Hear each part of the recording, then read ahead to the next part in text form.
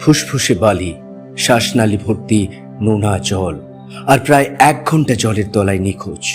এটা কি শুধুই দুর্ঘটনা, নাকি এর পেছনে রয়েছে ভয়ঙ্কর গাফিলতি? টলিপাড়ার প্রিয় অভিনেতা রাহুল অরুণোদয় ব্যানার্জির মৃত্যু ঘিরে এবার সামনে এলো হাড় হিম করা পোস্টমর্টেম রিপোর্ট।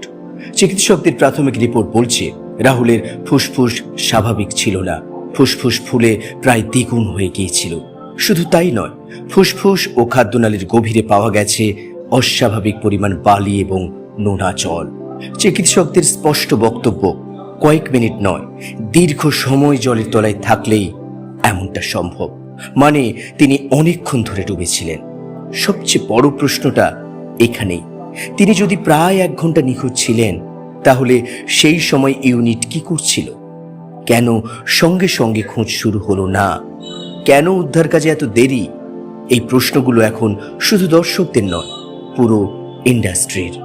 শুটিং হচ্ছিল সমুদ্রের ধারে। তালসারির সমুদ্রের ধারে যে শুটিং হচ্ছিল, সেখানে কি আদৌ কোনো নিরাপত্তা ব্যবস্থা ছিল?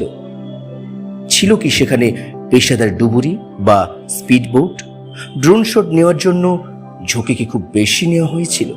একজন অভিনেতার জীবন কি এতটাই সস্তা?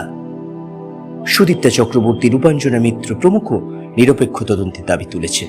পরিচালক পারমিতা মুন্সিও প্রশ্ন তুলেছেন, সেফটি কোথায় ছিল?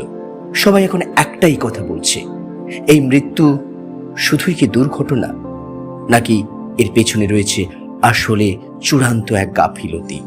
এর উত্তর আমাদের সবারই চাই। রাহুল অরুণোদয় ব্যানার্জি শুধু একজন অভিনেতা নন, তিনি একজন বাবা, তিনি একজন স্বামী, একজন সৃষ্টিশীল মানুষ।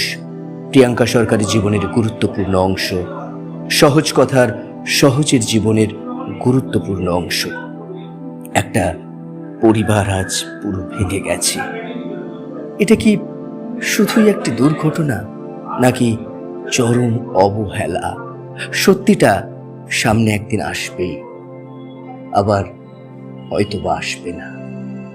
আপনাদের কি মনে হয়?